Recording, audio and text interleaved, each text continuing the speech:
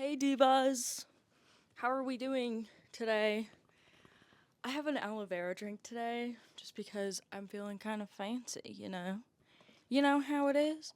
So I filmed a podcast episode last week and then I didn't upload it for a few different reasons. One, because I was working at Atlanta Motor Speedway this past weekend, which I'm going to talk about a little bit more in a little bit because holy shit, holy shit, that's really all I have to say right now. But I was going to edit it at the track because I was getting there super early on Friday before Xfinity, and I forgot my hard drive at my house, and so I couldn't go back and like grab it because I live an hour and a half away from the track. So, and I'm so mad that I didn't because I'm so mad that I forgot it because we had the like multiple weather delays because it was like the rain was like all over the place and it was also so hot that the heat lightning was a problem.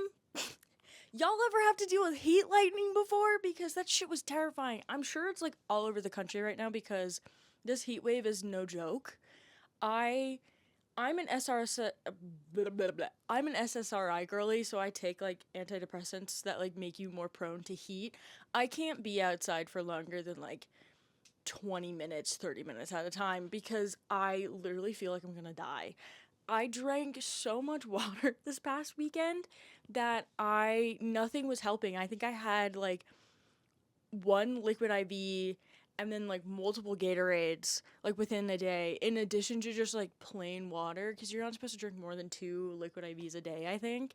But I honestly think I was sweating out water more than I was intaking it. Like that, which is gross. Like that's so gross, but like it just it was the reality of the situation, and this heat wave is supposed to go on for like another week or something.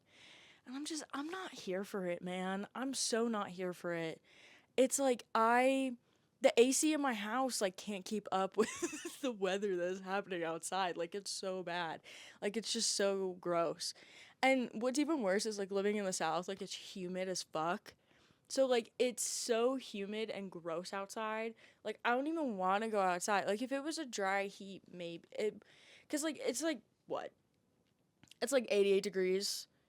At least that's what the weather app is telling me. Like, if it was a dry 88 degrees, I'd be outside, no problem. But with the humidity, it feels like 91 because there's a 54% humidity. It's actually gone down in the last few days. It did rain yesterday. It's been like raining on and off for like the past few weeks, and it's just been gross outside. Like there was one day it rained, and then the next day it was like in the 70s. It was nice. Like it was nice and cool because the rain like cooled it down. Now it's like it rains and then the sun comes out and then it's like steaming the earth. Like it's like I'm being steamed in a pot of boiling water right now. Like it's ridiculous. So I've been staying inside more, except for this past weekend when I was at the track. Thank God it was a night race, which didn't fully help, but it did. Once the sun was fully down, it was fine. It was still humid, but like it wasn't hot the way it was. And on Friday it rained, so like it like actually poured. And so but it was like cooler once the sun was down and there was a nice breeze and it was nice. Like it was nice once the sun went down. Like it was fine. But yeah, I'm going to talk about Atlanta weekend because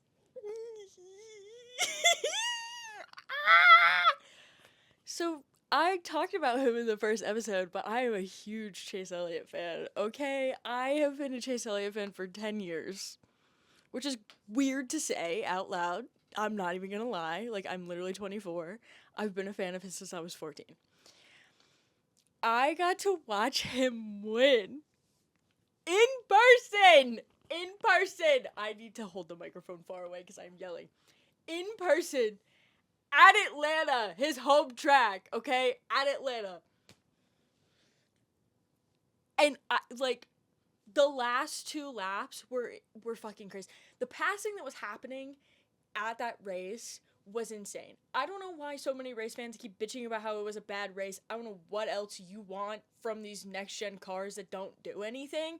But at a track like Atlanta, they were passing. They were passing, they were making moves, they were being bold and doing shit after half the field got destroyed, more than half the field. It was like what, 75% of the field got wrecked on lap 69, which is like funny number.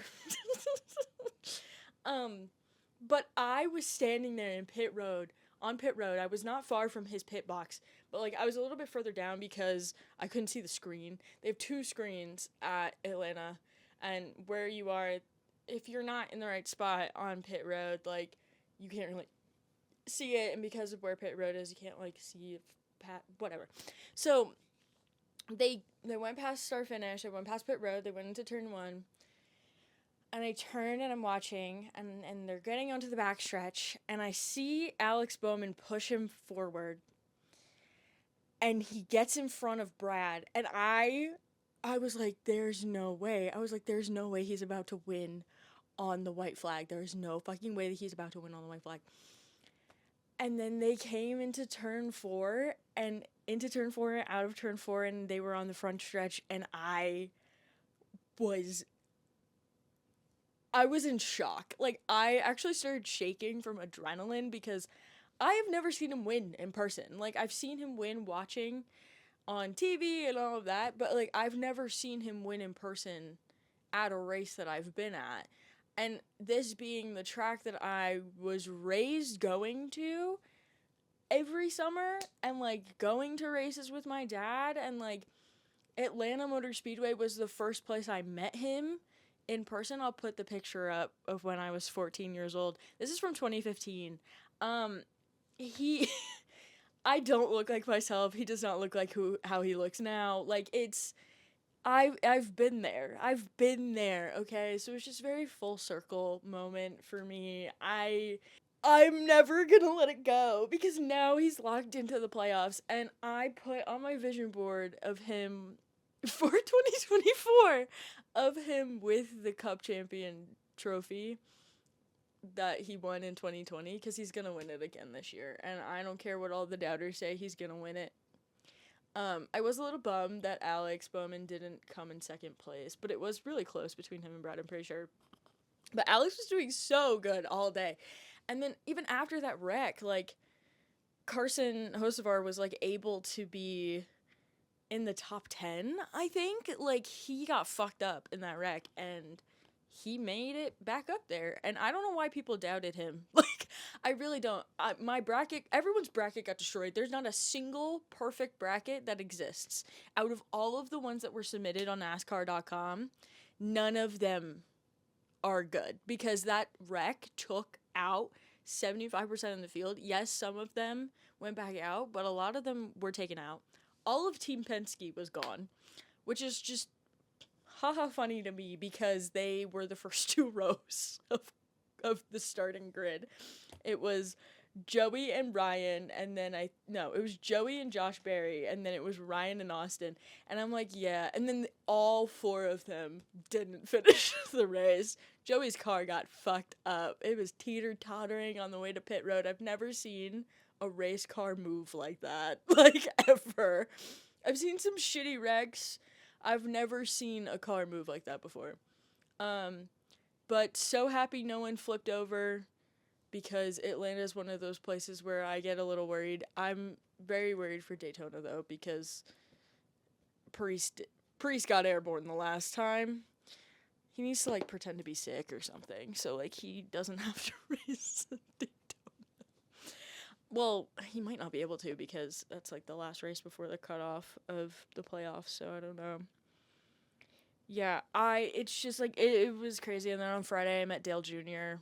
I'll put that picture up, too. I got to work with him. Dale's technically my coworker.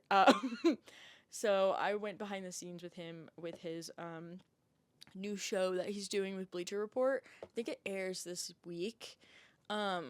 So it was really cool to be able to shoot behind the scenes for that, for social, and, like, just meeting him, and he's just so chill. I was so nervous. Like, I was a little nervous when my boss told me that I would be there, and, like, and everything. And I was like, and I was talking to one of the production manager on it, and I was like, I need to take a picture with him. Like, I grew up watching him race, and my family has always been an Earnhardt family, as in addition to Gordon, which doesn't make any sense whatsoever.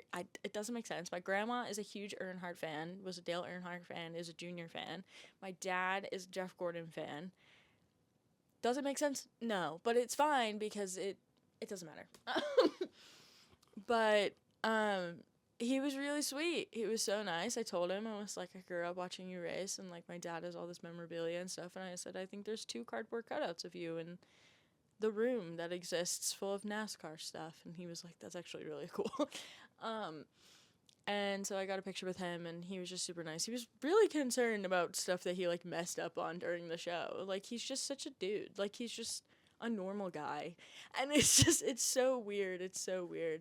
I've done that with Jeff Gordon too. Like, I've met Jeff Gordon a few times, and the last time they were in Atlanta in February, I was on pit road, and I was on my phone because I was posting something, and I looked up, and Jeff Gordon was just in front of me, and I just froze because I felt like a deer in headlights. Like, I'm like, that's my second father. Like, that's the second man who raised me.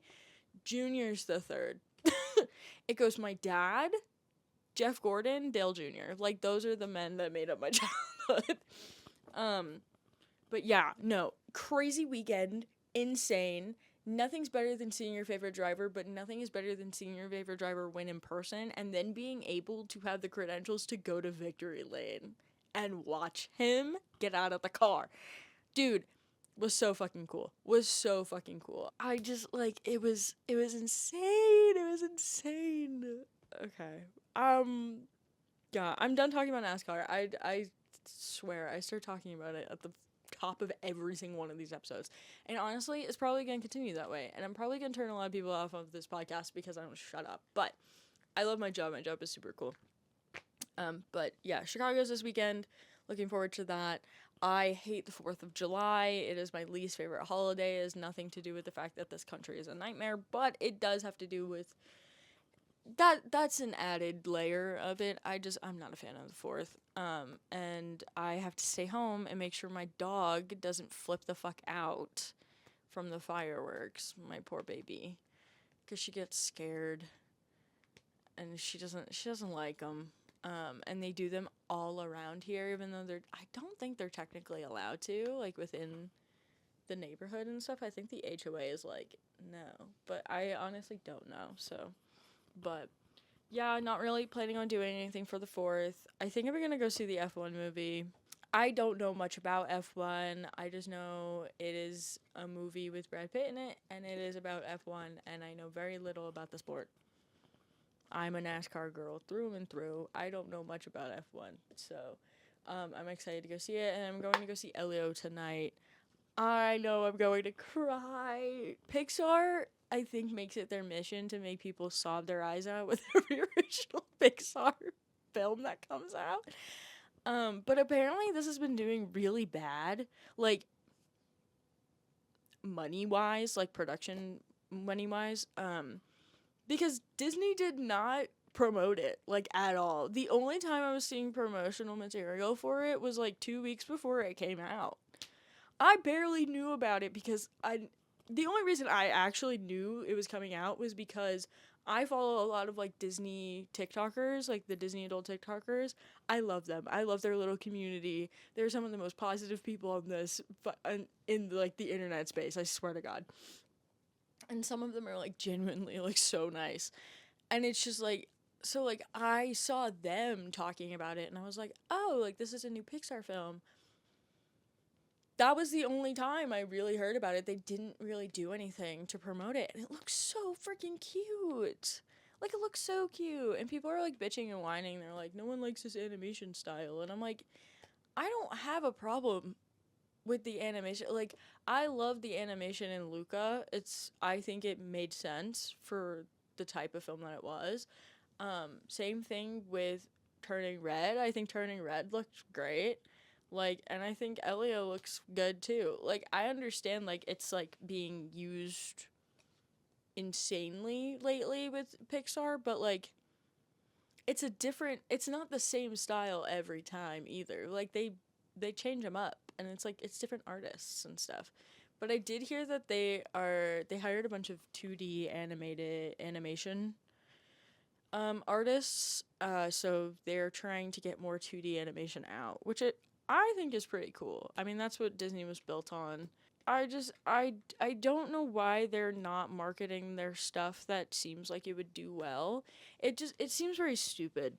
In my opinion, I think it's really dumb that like you're not even going to try to market the things that you are doing. Like it just I don't know, it just doesn't make sense. Um what else have I been up to? Oh, I started watching Love Island yesterday. Okay? And look, I've never watched the show before, but I keep seeing the memes and shit on like TikTok, and it just seems like the drama this season is like absolutely top tier. And so I started watching it, and like by episode 3 things have like gotten crazy. And I'm like, I hate that I find this entertaining.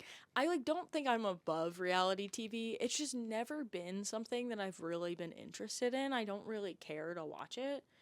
So like I don't like every year people would be like, "Are you watching Love Island?" And I'd be like, "No." Like the only reality show that I watch and like actively keep up on is the Great British Bake Off. I love Great British Bake Off so bad. I love Noel Miller so much. He is just an icon in himself, and I know they're filming right now in the UK, and I can't wait for the new season to come out. It's like one of my favorite times of year because me and my sister watch it together. And I think my favorite week that they do is Bread Week. I love Bread Week. I think it's so great. It makes me just want to eat cheese and bread and lay in my bed and watch people do things I could never do. I could try. It won't go well. So, and they're like all home, like none of them are like professionals. Like they have to be home bakers. So like makes it even more impressive when they're making these like sculptures out of like focaccia. Like hello, like what are you doing? Like that's crazy. But yeah, I've just been chilling. Work has been crazy. It's going to get crazier by the end of this month, and I'm not really looking forward to that. But I'm trying to keep on top of everything for myself. I feel like I'm getting better with things. The Marauders video is doing well, at no shock to me. It's that was the other thing I wanted to talk about. So I posted my Marauder ship video last week. I posted it on Thursday, I believe. I think is when it went up. And then on Friday, Carly Thorne, or Aunt Carly, she posted a video about Wolfstar on her channel, which is so funny because the first time I posted my first Marauders video, I filmed it the day hers went up, and like I had been planning on filming it that day anyway, and it was just like me and Carly are like on the same wavelength. Like we have the same like hyperfixation connection, and it's so funny. Like it's actually hilarious. And so on my story, I like put a screenshot of like my video in the title and her video in the title. And I tagged her and I was like, me and Carly are just like on the same wavelength all the time, it seems. And she replied to my story. She was like, "Oh my gosh, that's actually so funny. I love when my hyperfixation syncs up with another person's hyperfixation." And I told her that like her first Marauders video was posted a few days before mine went up, which is it's just so wild. Like it's just so crazy. But cuz like when she posted that video, it pushed my video out like crazy, and that's not the reason why I made it. Like I had fun making that video. That video is still doing well to this day. It's been over a year. But like because of the just like the timing of everything is like pushed her video, and then Curtis made that video about like Potterheads, and so it was being recommended off of that one too. Like you can check your analytics and see on YouTube like what videos are recommending your video, and like the top 2 are like Carly's video and Curtis's video, which is insane because I admire both of them and love their content. And it's just so crazy to me that like it's just like same brain, you know? Like it's just kind of cool to see that like someone that I really admire is like has the same thought as me. But I really love her videos. I love her content. Her videos are always so much fun. I haven't finished it yet. I'm almost done. I think I have like 10 minutes left of her video because I was at the track when I saw it got posted, and I was like, that's actually so fucking funny because mine was posted the day before. And I have a Wolf Star shelf over there in the corner of my room. I call it the gay shelf. That's where they sit. It's where the gays are. They live there, over there, far away. The corner of my room above my calendar. But yeah, it's so wild to me how well the Marauders videos perform. Like, I'm not as active in the fandom anymore just because I feel weird about interacting with J.K. Rowling's, like, IP now, just in general. Like, I still read fan fiction in my free time and whatever, but, like, I'm not gonna be, like, posting about it just because she sucks as a person and has been like campaigning to get like trans women like removed from the country of England, which like, hey girl, that's not how this fucking works. I don't care how much money you have. You can't do that. She backed the politicians that like passed that law or whatever. Like it was her whole campaign, and she even openly admitted that all of the money she makes off of Warner's new show is going towards anti-trans like organizations and like trying to get trans people removed. Like, hey, girl, get the fuck out of your mold infested house and touch grass. I just like, so like, I'm not as active in the fandom, but it is clearly alive and well because all of you came out of the woodwork. Like, we're like, I'm sad and I'm watching this. But it's so hard. Because I don't believe in separating art from the artist. I think that like the art is very much like a reflection of the artist. But with Harry Potter, especially the Marauders, it's very different, and it's not a black and white situation. And I know that like there is gray area. I think I'm repeating myself from my first podcast episode, but like it's just yeah. So, you know, it is what it is. I'm going to think about some of the content that I want to do, but I do have some content coming out soon that I'm really excited for. I have the next video that I'm working on that I wrote the script in like a day, in like an evening. I've never really done that. Like I was so motivated to finish it. And so I'm filming that this week. It would hopefully come out next week. This should be coming out on the 4th of July. It's a Fufa J. But yeah, I've been reading a lot more. I've been listening to a lot of audiobooks again when I'm at the gym, which I think makes me look like an insane person when I'm like sitting, when I'm like doing my like crunches on the ground and I'm like doing my little crunches and then something silly happens and I start giggling. I think the people at the gym think I'm fucking insane. But what I love about Planet Fitness is like quite literally no one bothers you. I don't have to worry about people coming up to me. The only thing I gotta worry about when I go in there is the workers saying hi, and when I leave them saying bye. And that's pretty much it. And I've had multiple of them like zero in on me before, and I'm like, look, I come here every day. I don't need you guys like making me like, oh my gosh, it's a pretty girl. I must talk to her. Get away from me. Get away from me. I don't want to talk to you. I hate when men approach me in public. It makes me so uncomfortable.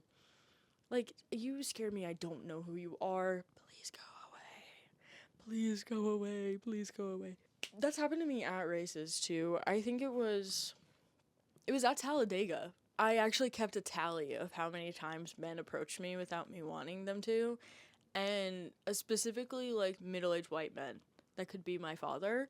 Like, how many times they, like, made an effort to, like, go out of their way to say something to me. And, like, it happens all the time. And, like, here's the thing. Like, I have major RBF. I am covered in tattoos. I have a septum piercing. I have dark hair. What part of me looks approachable? Like, what part of me looks approachable? Like, my RBF is a defense mechanism at this point, but clearly it doesn't always work because of, like, that's, like, fucking Southern hospitality bullshit. And it's like, no, I don't want you to talk to me, actually. Maybe that's the Northerner in me, but hey, I don't need to talk to you if I don't know you. If you try to talk to me and I don't know you, I'm going to ignore you. I'm sorry. I don't want to interact with you.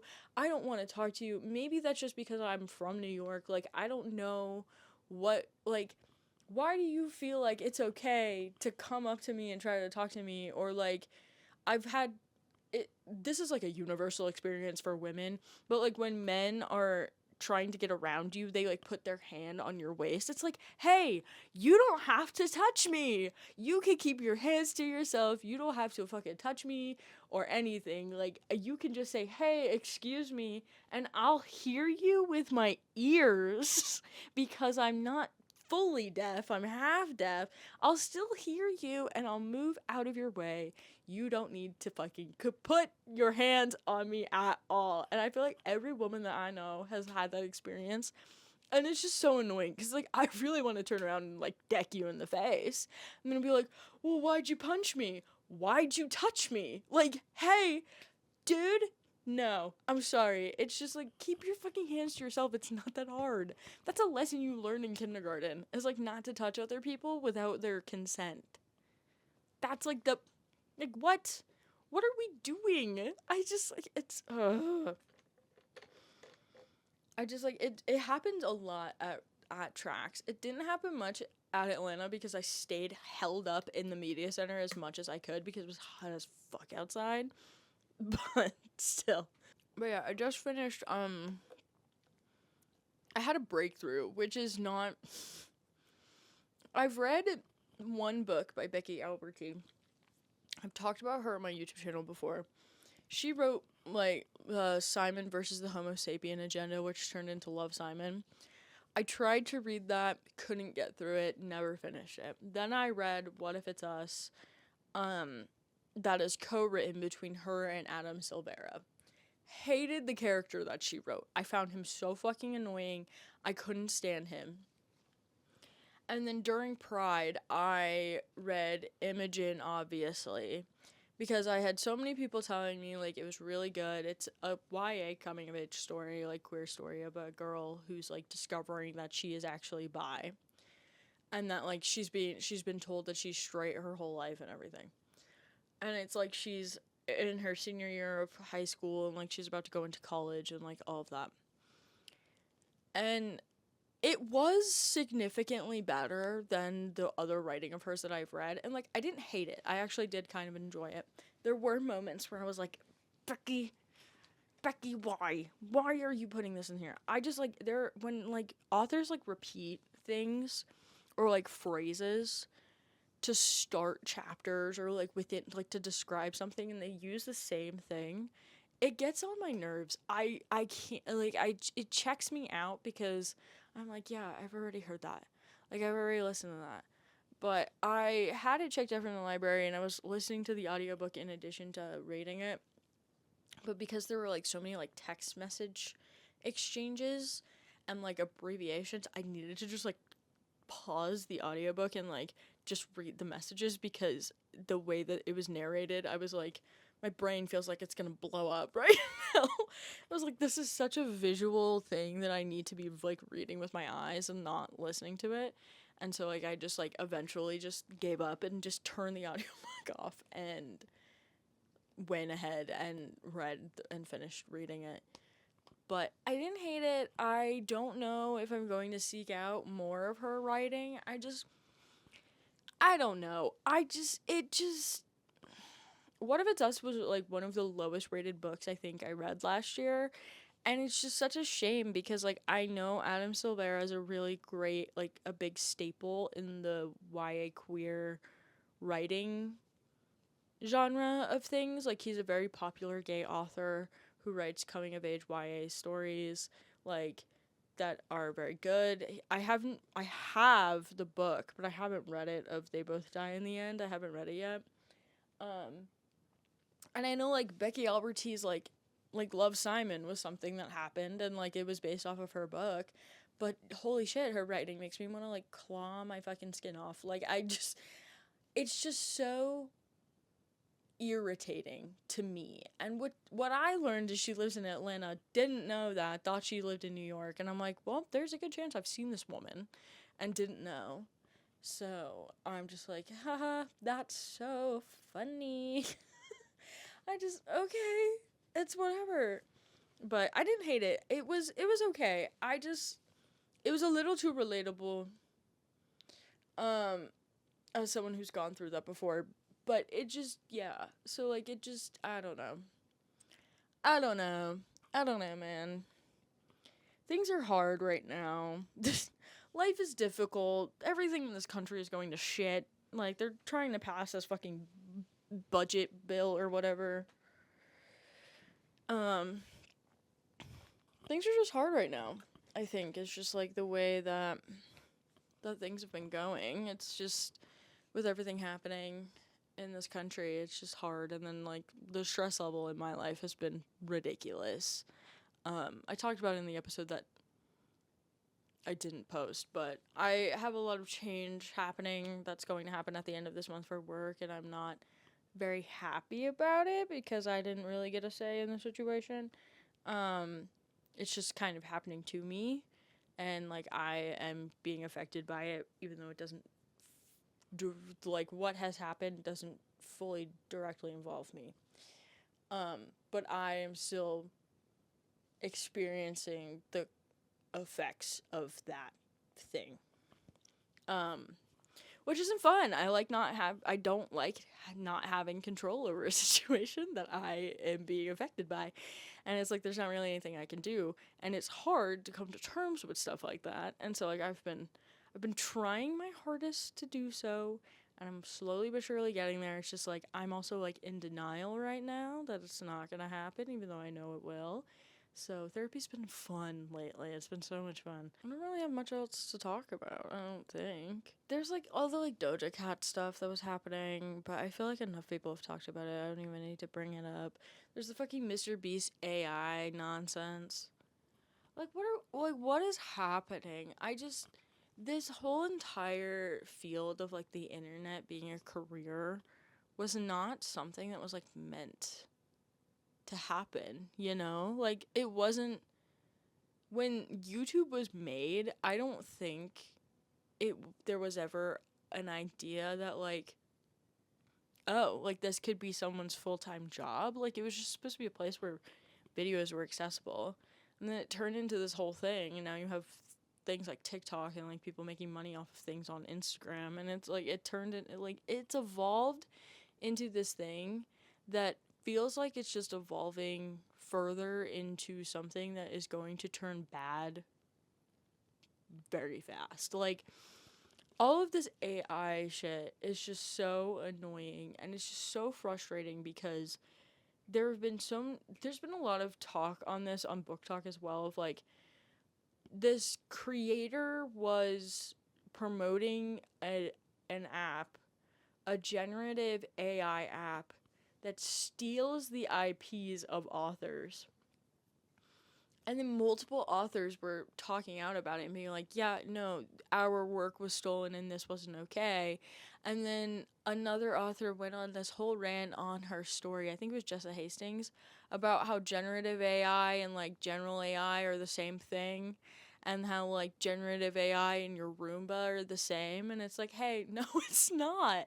And not knowing the difference between AI and like algorithmic technology is insane to me. Like, hey, you guys know that like algorithms are like math, right? Like those exist and that's a thing that happens.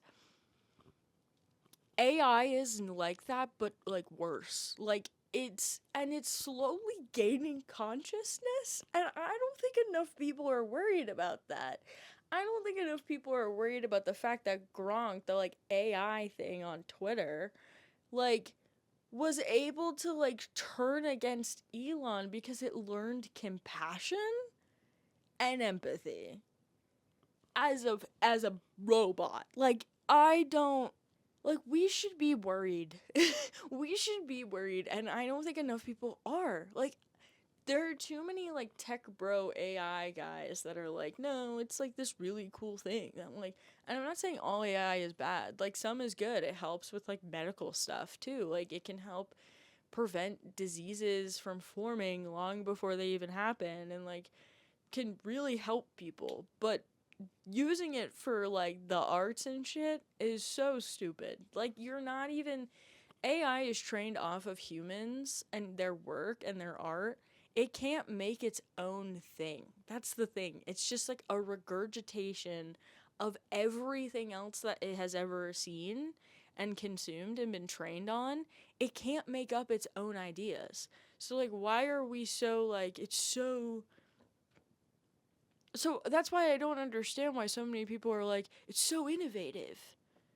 It's not, though. It's taking everything that human beings have made in the past that is innovative and just like mushing it all together and pooping out an answer.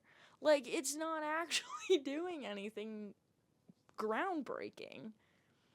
And it's apparently like, I've heard people talk about how like ChatGPT and everything is like a yes man, and like there's been instances where it's like encouraged people to do things that harm them, and like it's not like, it doesn't come up with its own ideas. Like, it like agrees with you with the bias that you're giving it.